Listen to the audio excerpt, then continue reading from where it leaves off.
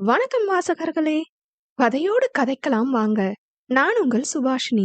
Comedy கலந்த காதல் கதைகள் கேட்கவும் ரசிக்கவும் சேனலை சப்ஸ்கிரைப் செய்யுங்க. கதைகள் பிடித்திருந்தால் மறக்காம லைக் பண்ணுங்க, ஷேர் பண்ணுங்க. 2 வார்த்தையாவது கதைய பத்தி கமெண்ட்ல தட்டி விட்டு போங்க. கதையோடு கதை பேச கதையின் வாயிலாக என் அன்பான வணக்கத்துடன் இது சுபாஷினியின் ஆடியோ கதைகள். நீங்க இப்ப கேட்கவிருக்கும் கதை அங்காரகனின் தீத்திரன் இவள். வாங்க கதைக்குள்ள போகலாம். அத்தியாயம் 29. ஆதிரா மருத்துவமனையிலிருந்து வீட்டிற்கு வந்து 10 நாட்கள் ஆகியிருந்தது. வீட்டிற்கு வந்த அன்று வீட்டில் இருந்தவள் அடுத்த நாளே வேலையை பார்க்க அலுவலகத்திற்கு சென்று விட்டாள். சீதா எவ்வளவு சொல்லியும் கேட்காமல் கிளம்பியவளை என்ன செய்வதென்று தெரியாமல் தவித்தார். தற்போது அவளுக்கு நிறைய ஓய்வு தேவை. ஆனால் அவளோ தனிமையில் தவிப்பது பிடிக்காமல் எப்பொழுதும் போல வேலையில் மூழ்கியிருந்தாள். அடுத்த வாரத்திலிருந்து 1 மாதம் அவள் ட்ரிப் செல்ல இருக்கிறாள். அடுத்த 1 மாதம் அவள் இல்லாமல் அலுவலகம் எப்பொழுதும் போல இயங்க என்ன செய்ய வேண்டுமோ அதை செய்து கொண்டிருந்தாள். அன்றைய தினம் அலுவலகத்திற்கு வந்ததிலிருந்து ஒருவித தடுமாற்றமாக இருந்தது. இன்னும் சில நிமிடங்களில் அவள் அகர்ணனை சந்திக்க வேண்டியிருந்தது. அவனை பார்க்காமல் இருக்க என்னவெல்லாம் செய்ய முடியுமோ அனைத்தையும் செய்து பார்த்தாள். அவன் விடாக்கண்டன் அல்லவா, நினைத்ததை நடத்திவிட்டான். இன்னும் 10 நிமிடத்தில் மீட்டிங் ஆரம்பிக்க இருக்கிறது. போக பிடிக்காமல் அவள் அறையில் அமர்ந்திருந்தாள். ஒரு கட்டத்திற்கு மேல் அவள் சென்றுதான் ஆக வேண்டும் என்பதால் எழுந்து அந்த அறைக்கு சென்றாள். அவனது கம்பெனி சார்பாக அவனும் அவனது காரியதரிசியும் வந்திருக்க, அவள் சார்பாக ஏற்கனவே அங்கு அமர்ந்திருந்தார் வினோத். இவர்களைத் தவிர அந்த ப்ராஜெக்டை அவளுக்கு கொடுத்திருந்த கம்பெனியின் மேனேஜர் அவர்கள் சார்பாக வந்திருந்தார். அவளும் அவனை பார்க்கவில்லை, அவனும் அவளை பார்க்கவில்லை. பெரிய அளவிலான ப்ராஜெக்ட் என்பதால் அனைத்து செய்முறைகளையும் பேப்பர் ஒர்க்காக வைத்திருந்தனர். பிற்காலத்தில் ஏதேனும் பிரச்சனை என்றால் லீகலாக எதிர்கொள்ள தேவை என்பதால் அனைத்திற்கும் தயாராக இருந்தார்கள். முதலாவதாக வினோத் அவர்கள் செய்ய இருப்பதை பிரசன்டேஷன் மூலம் விளக்கினார்.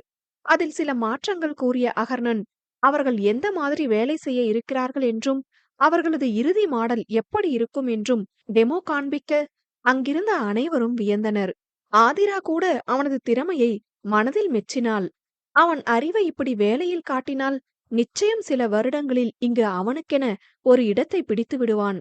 அவனது பிரசன்டேஷன் முடிந்ததும் அவர்களது மற்றைய ப்ராஜெக்ட் பார்ட்னர்ஸ் சில கேள்விகளை கேட்டு அவரது கருத்துக்களை கொடுத்தார்.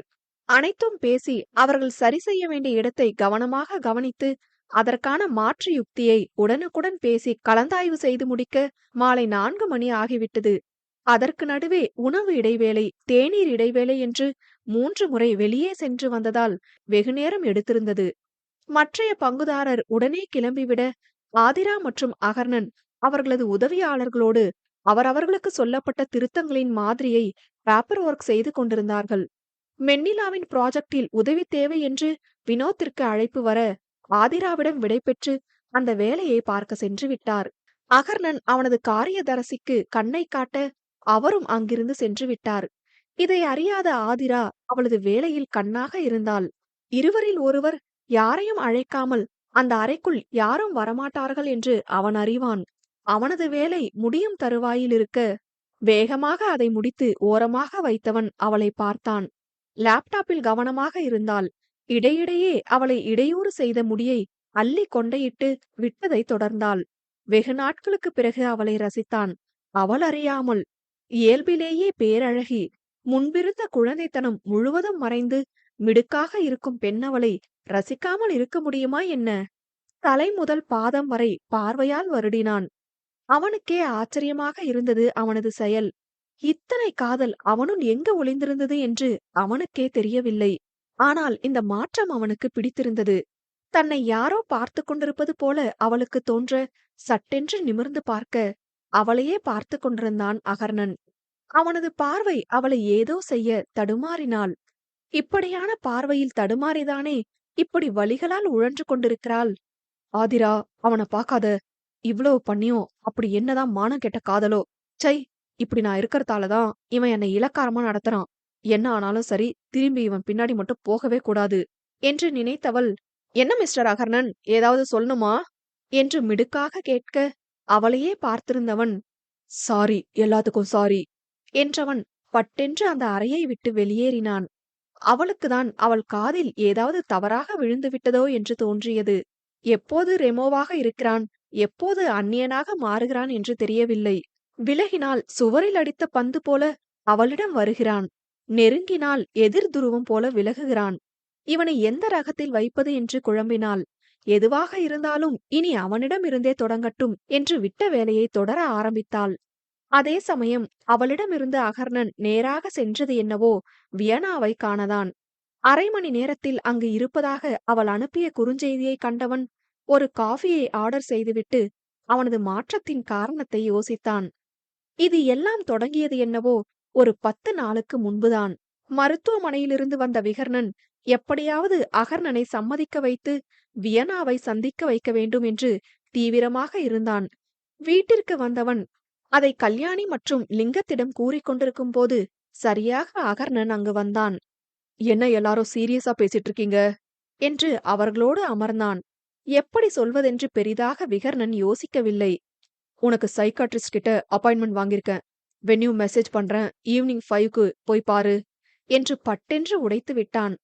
பெரிதாக சண்டையிடுவான், ஆர்ப்பாட்டம் செய்வான், அவனை வற்புறுத்திதான் அனுப்பியாக வேண்டும் என்று அவர்கள் மனதளவில் தயாராக இருந்தார்கள்.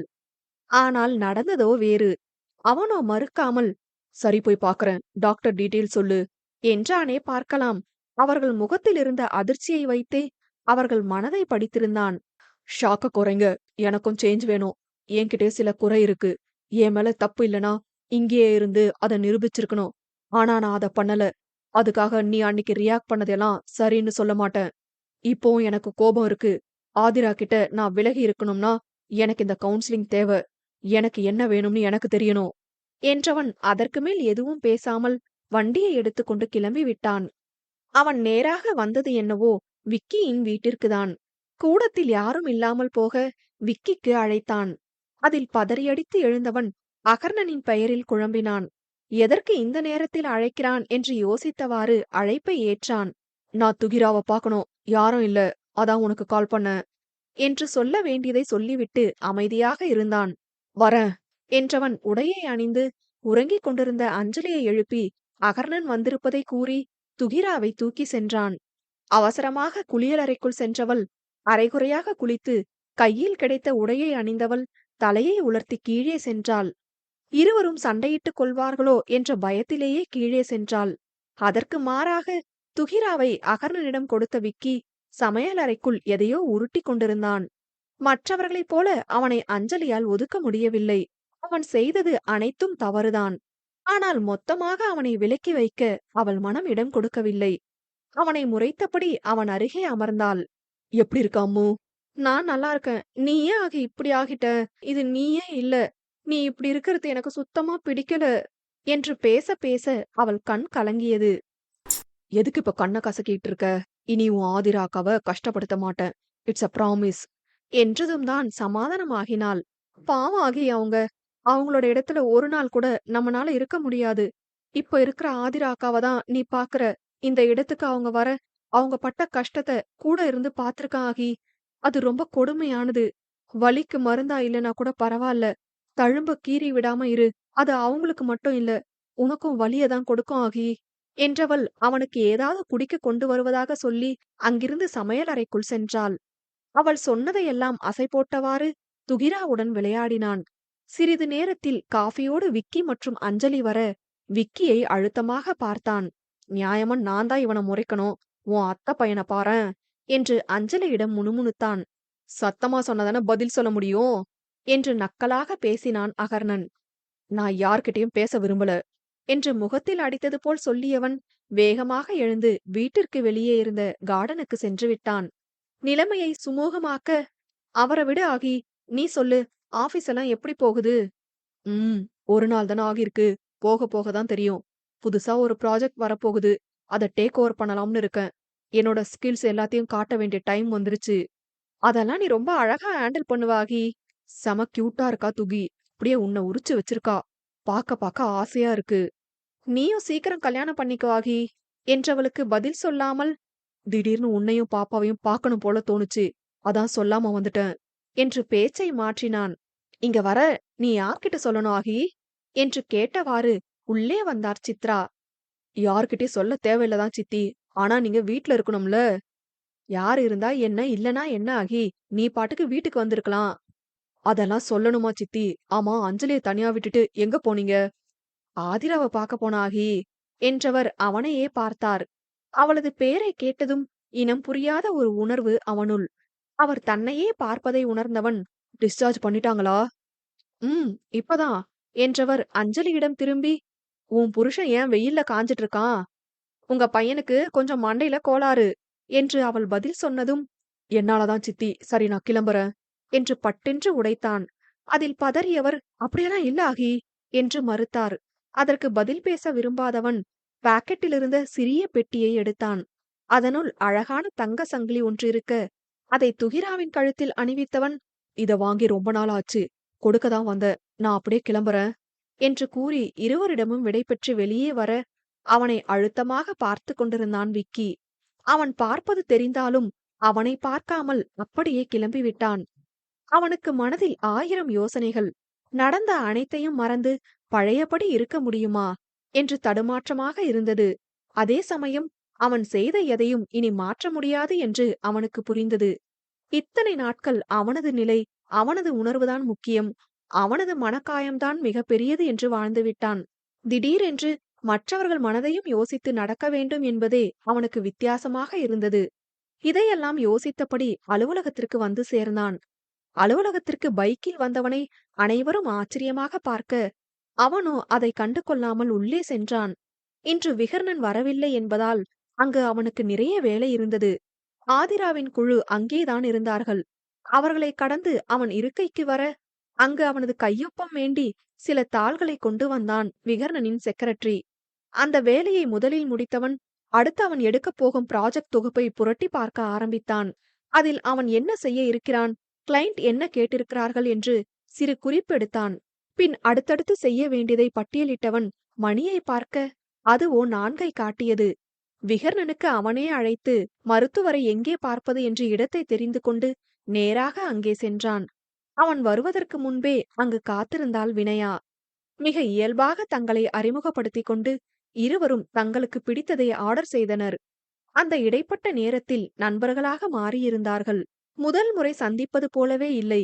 அதுவும் அவள் ஒரு மருத்துவர் என்ற எண்ணமே இல்லாத அளவிற்கு இருந்தது அந்த சந்திப்பு. எடுத்த எடுப்பில், உன் பிரச்சனை என்ன, உன் கடந்த கால நிகழ்வுகளை சொல்லு என்று எதையும் அவள் கேட்கவில்லை. அந்த மருத்துவமனையின் சிறப்பே அதுதான். எந்த ஒரு நபரையும் தான் ஒரு மனநோயாளி என்று நினைத்து விடாத அளவுக்கு அவர்களது கையாடல் இருக்கும். வினயாவும் அப்படி ஒரு சூழ்நிலையைதான் அவனிடம் உருவாக்க முயன்றாள். Hi Akarnan, I am Vinaya, nice to meet you. Hi Vinaya, session start பண்ணலாமா என்று தயாரானவனை பார்த்து சிரித்தவள், என்ன அவசரம், மெதுவா ஸ்டார்ட் பண்ணலாம். உங்க ஒர்க் எப்படி போகுது? நாட் பேட், போக போக தான் தெரியும். ஓகே, உங்க அப்ராட் லைஃப் பத்தி சொல்லுங்க. எனக்கும் ஏதாவது கண்ட்ரில போய் செட்டில் ஆகணும்னு ரொம்ப நாள் ஆசை. அவனுக்கு நன்றாக புரிந்தது. நேரடியாக கேட்காமல் இப்படியான கேள்விகள் மூலம் அவனது மனநிலையை அவள் அறிந்து கொள்ள நினைக்கிறாள் என்று. அதை நேரடியாக அவளிடமே கேட்டுவிட, நான் நினைச்சதை விட ரொம்ப ஸ்மார்ட்டா இருக்கீங்க அகர்ணன். என் ஸ்ட்ராட்டஜி எல்லாம் கண்டுபிடிச்சா நான் எப்படி உங்களை ஹேண்டில் பண்றது என்று அழகாக சிரித்தாள். எதுக்கு சுத்தி வளைச்சு பேசணும், நேராவே கேளுங்க சொல்றேன் என்றவனை வினோதமாக பார்த்தவள் சில அடிப்படை கேள்விகளை கேட்டு அவனை புரிந்து கொள்ள முயன்றாள். அவனும் இயல்பாக, அதே சமயம் மனதில் பட்டதை மறைக்காமல் வெளிப்படையாக அவளிடம் பகிர்ந்தான். அத்தியாயம் 30. இப்படிதான் இந்த கவுன்சிலிங் ஆரம்பித்தது. வியனாவுடன் பேச பேச அவனுள் ஏகப்பட்ட மாற்றங்கள். அவன் ஒரு விஷயத்தை பார்க்கும் விதத்திற்கும் அவள் காட்டும் விதத்திற்கும் அத்தனை வித்தியாசம். ஒரே நாளில் எதுவும் மாறிவிடவில்லை. மாற்றத்திற்கான உந்துதல் அவன் மனதில் ஆழமாக தோன்றியிருக்க, மெல்ல மெல்ல அவன் எண்ணம் மாறத் தொடங்கியிருக்கிறது. அதற்கான முதல் அடிதான் ஆதிராவிடம் அவன் மன்னிப்பு கேட்டது. மனதார அவளிடம் இன்று மன்னிப்பு கேட்டிருக்கிறான். இந்த இடத்திற்கு அவ்வளவு எளிதில் வந்துவிட முடியவில்லை அவனால். இந்த நாள்பட்ட இடைவெளியில் ஆதிரா கடந்து வந்த பாதையின் வீரியம் அவனுக்கு உரைத்தது. மனதளவில் மட்டுமே பாதிப்பு கொண்ட தனக்கே இத்தனை போராட்டமாக இருக்கின்றதே, அவள் எப்படி மீண்டு வந்தாள் என்று பிரமித்து போனான். வியனாவின் அணுகுமுறையால் மனதில் இருந்ததை மொத்தமாக கொட்டியிருந்தான். பேசி பேசியே அகர்ணனின் மனதை மாற்றியிருந்தாள். அதுவும் ஊடகம் ஒரு பிரச்சனையை விடுத்து இன்னொரு பிரச்சனைக்கு எப்படி குரங்கு போல தாவுகிறது என்று அவனுக்கு நிரூபித்தும் காண்பிக்க சமூகத்தால் உண்டான போஸ்ட் டிராமா சற்று மட்டுப்பட்டது. இன்னும் அவன் எதிர்கொள்ள தயங்குவது ஆதிராவைதான். ஆனால் இப்படியே இருக்க முடியாது என்று அவனுக்கும் புரிந்தது. அவள் மீது தவறில்லை என்று நிச்சயமாக தெரிந்தாலும் அவன் மனம் இன்னும் முழுமையாக அதை ஏற்க மறுக்கிறது. அவளிடம் மனம் விட்டு பேச சொல்லி வியனா போன முறை சொல்லி இருந்தாள். அதை மனதில் வைத்துதான் இன்று அவன் பேசியது. ஆனால் முன்பு இல்லாத குற்ற உணர்வு தற்போது அவள் கண்களை காணும் போது உருவாகி இருக்கிறது. அதனால்தான் அவளிடம் பேச முடியாமல் ஓடி வந்திருந்தான். இதையெல்லாம் நினைத்து கொண்டிருக்கும் போதே வியனா வந்துவிட்டாள். Hey bro, what's up? Nothing interesting. உனக்கு எப்படி டே போச்சு? கொஞ்சம் ஹெக்டிக்கான டே, பட் ஓகே. சரி, இன்னைக்கு உன் ஆளை பாத்தியா என்று ஆர்வமாக புருவத்தை உயர்த்தி கேட்டாள். அவள் கேட்ட விதத்தில் பார்த்தேன். 10 நாள் அப்புறம் கொஞ்சம் மெலிஞ்சு போயிட்டா என்று மெலிதாக சிரித்தவன், என்ன பார்த்தாலே காண்டாகுறா. ஆனா இப்பெல்லாம் எனக்கு அவளை பார்க்கணும் போல இருக்கு. இப்ப உனக்கு ரொம்ப கில்ட்டா இருக்கு ப்ரோ. அவங்க கிட்ட பேசணும்னு நினைக்கிற. எல்லாமே சரிதான். ஆனா எல்லாத்தையும் படபடன்னு பண்ணாத. கொஞ்சம் அவங்களுக்கு ஸ்பேஸ் கொடு. நீ எப்படி தப்பே பண்ணாம எனக்கு தண்டனை ஏன் கொடுத்தாங்கன்னு நினைச்ச? அதையே தான் நீ இன்னொருத்தருக்கு கொடுத்திருக்க. அப்ப இருந்த மனநிலையில எதையும் யோசிக்காம எல்லாமே பண்ணிட்ட. ஆனா இப்ப அதை சரி பண்ண வேண்டாமா? பண்ணணும். ஆனா எப்படின்னு தான் தெரியல. நான் பண்ணது தப்புன்னு தெரியும். ஆனா என்னோட ஈகோவை விட்டு அவகிட்ட சரண்டர் ஆக பிடிக்கல. இப்ப யாரு உன்னோட கேரக்டரை மாத்த சொன்னது? அப்புறம் எப்படி என்று ஆரம்பித்தவனை மறித்தவள், நான் ஜஸ்ட் டாக்டர். உன்னோட ட்ராமால இருந்து வெளிவர ஹெல்ப் பண்றேன், அவ்வளவுதான். எண்ட் ஆஃப் த டே நீதான் உன்னோட லைஃப் டெசிஷனை மேக் பண்ண போற. நானோ இல்ல வேற யாரோ உனக்காக எதையும் செய்ய முடியாது. உன்னை அப்படியே நல்லவனா மாறுன்னு சொல்லல. உன்னை எப்படி ஒருத்தர் நடத்தணும்னு நினைக்கிறியோ அப்படி மத்தவங்கள நடத்துன்னு சொல்றேன். முதல்ல பண்ண எல்லாத்தையும் அக்செப்ட் பண்ணு. உடனே நீ பண்ணதெல்லாம் மறந்து உன்னோட சகஜமா பேசணும், முன்ன போல பழகணும்னு எதிர்பார்க்காத. எந்த மனுஷனாலும் ஃபிளாலஸா இருக்க முடியாது. எல்லாருக்கும் குறைபாடு இருக்கும். முக்கியமா பண்ண தப்ப சரி செய்ய முடிஞ்சா சரி பண்ணு. அது உனக்கு மென்டல் பீஸ் கொடுக்கும். எனக்கு இப்ப ஆதிராவோட மனநிலையும் முக்கியம். எதையும் கிளற வேண்டாம். எல்லாத்தையும் மறந்துட்டு இருக்கா. இப்ப நான் இல்லாம இருந்தா அவளுக்கு நிம்மதியா இருக்கும்னா நான் விலகிடுறேன். நீயா எதையும் கற்பனை பண்ணாத. முதல்ல பேசு. அவங்க மனசுல என்ன இருக்குன்னு கேளு. நீயா எதையும் முடிவு பண்ணாத. இந்த மாதிரியான செய்கை கூட அவங்கள கஷ்டப்படுத்தும். கண்டிப்பா பேசிதான் ஆகணுமா? ஆமா, அப்பதான் நம்ம மிஷன் கம்ப்ளீட் ஆகும். இந்த பொண்ணுங்க மனசுக்குள்ள என்ன இருக்குன்னு தெரிஞ்சுக்க ஏதாவது கோர்ஸ் இருக்கா? அப்படி இருந்தா மட்டும் பொண்ணுங்க மனச புரிஞ்சு நடந்துப்பீங்களா? போ ப்ரோ, ஏதாவது சொல்லிட போறேன். ஏதோ என்னோட பேஷண்ட்னு சும்மா விடுறேன் என்றவள், உன்னை பார்த்தாலும் பாவமா தான் இருக்கு. வேணும்னா டிப்ஸ் சொல்லவா? தெய்வம்டா நீ என்று அவளை கையெடுத்து கும்பிட்டான். இங்க நல்லா பேசு. உன் ஆளை கண்டா ஓடி வந்துரு.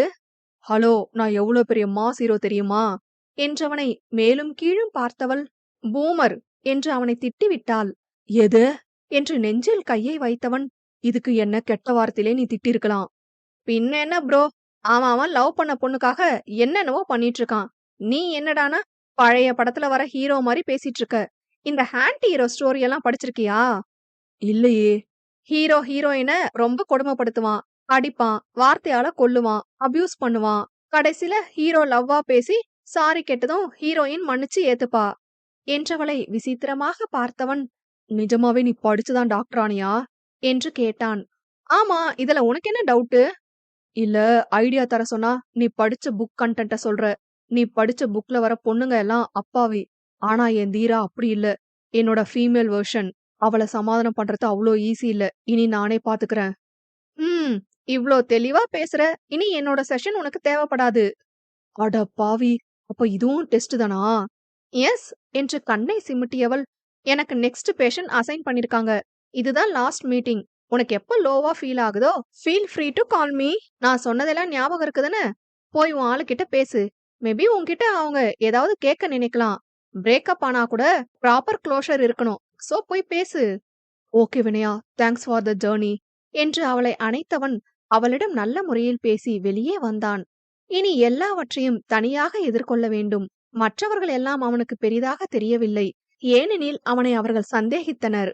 ஆனால் ஆதிரா அப்படி இல்லை. அவளைதான் அவன் சந்தேகப்பட்டு விலகி சென்றிருக்கிறான். பெருமூச்சு விட்டவன் எப்பொழுதும் போல கடற்கரைக்கு வண்டியை விட்டான். அவனை தேடி.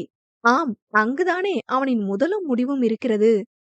அதே சமயம் தலையை பிடித்து அமர்ந்திருந்தாள் மென்னிலா.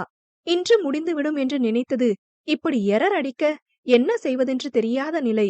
எப்படி கோடிங் செய்தாலும் தவறாகவே வர ஒரு கட்டத்தில் முடியாமல் வினோத்தை அழைத்து விட்டாள். அவருக்கு கோடிங் எல்லாம் கைவந்த கலை. மீட்டிங்கிலிருந்து அவசரமாக வந்தவர் மென்னிலாவிடம் என்ன பிரச்சனை என்று கேட்டு அதை சரி செய்ய முயன்றார். சிறிது நேரத்தில் காரணத்தை கண்டு கொண்டவர், async timing issue, data patch ஆகிற முன்னாடி ரெண்டர் ஆகுது என்றவர் அதை சரி செய்ய சிறிது நேரத்தில் நோ எரர் காட்டியது. நான் எல்லாத்தையும் மிஸ் பண்ணிட்டேன்னு பயந்துட்டேன்.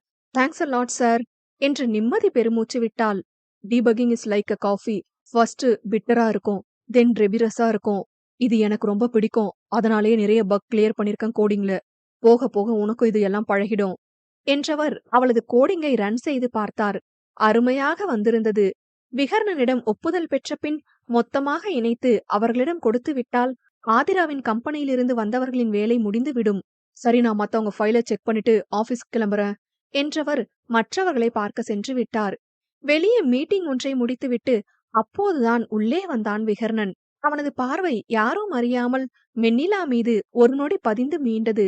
அவளிடம் பேச வேண்டும் போல தோன்ற அவளுக்கு அழைத்து அவன் அறைக்கு வர சொன்னான். இந்த வேதாளம் எதுக்கு என்ன கூப்பிடுது என்று முணுமுணுத்தபடி அவன் அறைக்கு சென்றாள். மே கமின் சார் என்று கேட்டவாறு உள்ளே நுழைந்தவள் சட்டமாக அவன் முன்பு போட்டிருந்த இருக்கையில் அமர்ந்தாள். இந்த மேனஸ்னு ஒன்னு இருக்கு, அதெல்லாம் உன்கிட்ட எதிர்பார்க்கறது வேஸ்ட் என்றவனை பார்த்தவள், இதுக்குதான் கூப்பிட்டீங்களா சார்? அதெல்லாம் என்கிட்ட இல்ல என்றவள், ஆபீஸுங்கிறதாலதான் இவ்ளோ மரியாதையாச்சும் தரேன். ஓவரா என்ன சீண்டுன மவன, உனக்கு அவ்வளவுதான். மிஸ் மென்னிலா, இங்க நீங்க ஜஸ்ட் ஒரு எம்ப்ளாயி, ஞாபகம் இருக்கா? நான் சீதா குரூப்ல தான் எம்ப்ளாயி, அத நீங்க மறந்துடாதீங்க சார். சாரி, நீங்க தான் எல்லாத்தையும் ஒரு செகண்ட்ல மறந்து தூக்கி போட்டுருவீங்களே என்றவள் விரலை நீட்டி, நான் பழைய மென்னிலா இல்ல விகர்ணன். நீ வானா வரத்துக்கும் போனா போறதுக்கும். உன் நாய்க்குட்டி இல்ல, நான் மனுஷி. உன் ரோமியோத்தனத்தை என்கிட்ட காட்ட நினைக்காத என்று எச்சரித்து வெளியேறினாள். சரியாக கதவிடம் சென்றவள் அவன் இழுத்த இழுப்பில் அவன் மார்பில் மோதி நின்றாள். கொஞ்சம் விட்டா ஓவரா பேசிட்டு இருக்க, என்னடி நினைச்சிட்டு இருக்க என்று அவள் கையை முறுக்கினான். Viha, just leave me, you are hurting me. You too, நீயும் தாண்டி என்று அவள் கன்னத்தை பற்றியவன், உனக்கு என்னதான் பிரச்சனை நிலா? என்னை இப்படியே விற்று விகா, என்னால திரும்பியும் ஹர்ட் ஆக முடியாது. என் நிலைமையிலிருந்து ஏதாவது யோசிச்சு பாத்திருக்கியாடி? நீ என்கிட்ட கேட்ட விஷயம் என்னன்னு மறந்து போயிட்டியா? நீ எப்ப பாரு உன் நிலைமை, உன் மனசு, உன் கஷ்டம் எல்லாமே உன்னோடதாவே தான் இருக்கு. அதுல நான் எங்க இருக்கேன்? எல்லாத்துக்கும் நீ தாண்டா காரணம். இப்ப என்ன மட்டும் தப்பு சொல்ற? அதுதான் எதுவும் வேண்டாம்னு போயிட்டியடா. இப்ப என்ன புதுசா பண்ணிட்டு இருக்க? முடியலடா என்னால என்றவள் அப்படியே உடைந்து அழ ஆரம்பித்தாள். அதை பார்த்தவனுக்கு அவள் தேவையில்லாமல் அவனிடம் சண்டையிட்டு அவனை பலவீனமாக்குவது போல தோன்ற, எந்திரிச்சு போ, இங்கிருந்து போடி என்றதும் அழுது கொண்டே அலுவலகத்திலிருந்து வெளியேறினாள். அப்படியே கைப்போன போக்கில் வண்டியை ஓட்டியவள் எப்படி வீட்டிற்கு வந்தாள் என்றே தெரியவில்லை. அப்படியே கூடத்திலிருந்த இருக்கையில் விழுந்தவள் சுற்றி வீட்டை பார்க்க ஆள் அரவமற்று கிடந்தது. ஒரு மாதிரி வெறுப்பாக இருந்தது. எதற்காக அவள் ஓடுகிறாள் என்று தெரியாத அளவிற்கு வேலை வேலை என்று இத்தனை ஆண்டுகள் ஓடிக்கொண்டிருக்கிறாள். அவள் சொந்த வீட்டிற்கு கூட உரிமையாக செல்ல முடியாத நிலை. அவளை பெற்றவளிடம் பேசினால் நன்றாக இருக்கும் என்று தோன்ற 3 மாதங்களுக்கு பிறகு அவருக்கு அழைத்திருந்தாள். நீண்ட அழைப்பிற்கு பிறகு அவளது அழைப்பை ஏற்றார். எடுத்த எடுப்பிலேயே, எதுக்கு கால் பண்ண மினி? பணம் எதுவும் வேணுமா? அப்பாவை போட்டு விட சொல்றேன் என்றவரை இடைமறித்தவள், நான் பணத்துக்காக ஒன்னும் உங்களுக்கு போன் பண்ணல. எனக்கு தேவையான பணம் என்கிட்ட இருக்கு. அப்புறம் எதுக்கு கால் பண்ண மினி என்று அவசரமாக கேட்டார். உன்னை பார்க்கணும் போல இருக்குமா என்று உடைந்து பேசியவளை கண்டு கொள்ளாமல், தன்யா கிட்ட கேட்டுட்டு சொல்றேன் என்றதும் அதற்கு மேல் பேச பிடிக்காமல் அழைப்பை துண்டித்தாள். அடுத்த நிமிடம் அந்த மாதத்திற்கான பணத்தை அவள் கணக்குக்கு அனுப்பி வைத்தார் மீனலோஷினி. தோய்ந்து போய் அமர்ந்திருந்தவளுக்கு அவள் மீதே சுய பச்சாதாபமாக இருந்தது. அவளுக்கென தனி பங்களா, தேவைக்கு அதிகமாக பணம், நேரத்திற்கு அவளுக்கான உணவு, இந்தியாவின் பிரபலமான டிசைனர் தருவித்து தரும் ஆடை, ஆடம்பரத்துக்கு ஒன்றும் அவளிடம் பஞ்சம் இல்லை. பல கார்ப்பரேட் நிறுவனங்களுக்கு 2ஆம் வாரிசு. ஆனால் இப்படி ஒரு கம்பெனியில் பணிபுரிய வேண்டிய நிலையில் இருக்கின்றாள். இதற்கெல்லாம் காரணமானவனோ எதுவும் நடக்காதது போல அவளிடம் பேசுவதை அவளால் ஏற்றுக்கொள்ளவே முடியவில்லை. அவள் கேட்டதை அவன் செய்தால் மட்டுமே அவளது மொத்த குடும்பமும் அவளை ஏற்றுக்கொள்ளும். இதில் பெரிதும் பாதிப்படைவது அவள்தான். ஆனால் அவளை பற்றி சிந்திக்கதான் அங்கு யாரும் இல்லை. முன்பாவது அவளது அன்னை வந்து பார்த்துவிட்டு செல்வார். ஆதிராவின் கம்பெனிக்காக விகர்ணனுக்கு வேலை பார்ப்பது தெரிந்தது முதல் அவரும் அவளிடம் பேசுவதில்லை. நான் என்ன பண்ண? இதுல ஏன் தப்பு என்ன இருக்கு? என்று கத்தி அனைவரிடமும் சண்டையிட வேண்டும் என்று தோன்றியது. அனைத்தையும் விழுங்கியவள் அப்படியே கண்மூடி படுத்தாள். அதே சமயம் தன்யா முன் நின்றிருந்த மீனலோஷினியோ, தன்யா, மினிய வீட்டுக்கு வர சொல்லவா? 1 வருஷம் ஆகுது அவளை பார்த்து. போன்ல அவ குரல் ஒரு மாதிரி இருந்துச்சு. இப்ப நான் முக்கியம் இல்லையாமா? அவ பண்ண தப்புக்கு தான் இப்ப அவ தண்டனை அனுபவிக்கிறா. உங்க பொண்ணு பண்ண காரியத்துக்கு அன்னைக்கே அவளை கொன்னு இருப்பேன். என் விகர்ணனை அவ திருடி என்ன வெறுக்க வச்சு ஏன் முன்னாடியே சந்தோஷமா இருக்கா? நான் தான் இங்க நடப்பினமா இருக்கேன். விகா உன்னை வேண்டாம்னு சொன்னதுக்கு அப்புறம் தானே அவ லவ் பண்ணா என்று முதல் முறை அவளுக்கு எதிராக பேசினார். சோ உங்க ஆசை பொண்ணு இங்க வரணும். உங்க வயித்துல பிறந்திருந்தா இப்படி சொல்லிருப்பீங்களா? என்று தணலை வாரி அவர் மீது இறைத்தவள் அவரை பார்க்க பிடிக்காமல் அழுது கொண்டே அவள் அறைக்கு ஓடினாள். அவளைத் தொடர்ந்து ஓடிய மீனலோஷினி பூட்டிய கதவை தட்டி ஓய்ந்தார். தன்யாமா, எனக்கு நீ மட்டும் போதும், வேற யாரும் வேண்டாம் என்று கதறியவரை பார்த்த கேசவனுக்கு பாவமாக இருந்தது. ஆனால் என்ன செய்ய? தன்யாவை மீறி அவராலும் எதுவும் பேச முடியாதே. கேசவனின் முதல் மனைவி தாமரை ஒரு விபத்தில் இறந்துவிட 4 வயது தன்யாவை தனியாக வளர்க்க கஷ்டப்பட்டார். அப்போதுதான் அவர் தொழிலும் நன்கு வளர்ந்து கொண்டிருந்தது. இரண்டையும் கையாள முடியாமல் தவித்தவரிடம் 2ஆம் திருமணம் செய்ய சொல்லி அவரது அன்னை நச்சரிக்க ஆரம்பித்தார். முதலில் மறுத்தாலும் அவரது சூழ்நிலை 2ஆம் திருமணத்திற்கு ஒத்துழைக்க வைத்தது. வருபவள் தன்யாவை தன் மகளாக பாவித்து வளர்க்க வேண்டும். அவள் மட்டும்தான் அவர்களுக்கு ஒரே குழந்தை. இந்த நிபந்தனைக்கு எந்த பெண் இணங்குகிறாளோ அவளை திருமணம் செய்து கொள்கிறேன் என்று கூறியிருந்தார். அவரது அன்னை அவரது தூரத்து உறவுமுறை பெண்ணான மீனலோஷினியை பார்த்ததும் பிடித்துவிட உடனே திருமணம் செய்து வைத்து விட்டார். தன்யாவை தன் மகள் போல பார்த்து கொண்டவரை பார்த்த கேசவனுக்கு கொஞ்சம் கொஞ்சமாக பிடித்து அவரோடு வாழ ஆரம்பித்தார். ஆரம்பத்தில் அம்மா அம்மா என்று அவர் பின்னே சுற்றி கொண்டிருந்த தன்யாவின் பிஞ்சு மனதில் நஞ்சை விதைத்தார் தாமரையின் அன்னை காமாட்சி. அந்த வயதில் பாதி புரிந்தும் புரியாமலும் அவர் சொன்னதை உள்வாங்கியவள் வயது ஆக ஆக நினைவில் வைத்து மொத்தமாக மாறியிருந்தாள். அதுவும் மென்னிலாவை மீனா சுமந்து கொண்டிருக்கும் போது தன்யாவை காண வந்த காமாட்சி, இனி நீ இருக்க இடம் தெரியாம இருந்தாதான் உன்னால இங்க இருக்க முடியும். அவளுக்கு குழந்தை பிறந்துட்டா இனி உன்னை கண்டுக்கவே மாட்டா என்று அவளுள் பொறாமை எனும் தீயை எரிய விட்டவர் வரும் போதெல்லாம் அதற்கு எண்ணெய் ஊற்றியிருந்தார். ஆனால் தன்யாவின் கோபமோ மீனாவின் மீது இல்லாமல் அவரது வயிற்றில் இருந்த மென்னிலா மீது இருந்தது. அவள் பிறந்த பிறகு சொல்லவே தேவையில்லை. பச்சை குழந்தை என்றும் பாராமல் அவள் மீது வன்மம் கொண்டு அவள் செய்த செய்கை அந்த வயதிற்கு அதிகப்படியாக இருந்தது. மருத்துவமனையிலிருந்து அன்றுதான் வீட்டிற்கு வந்திருந்தார் மீனலோஷினி.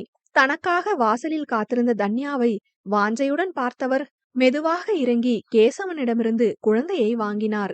அதுவரை அவரை ஆசையாக பார்த்து கொண்டிருந்தவள் முகத்தை திருப்பிக் கொண்டு ஓடியவளை பார்த்தவருக்கு 3 நாள் அவரை பார்க்காத கோபம் என்று நினைத்து விட்டார்.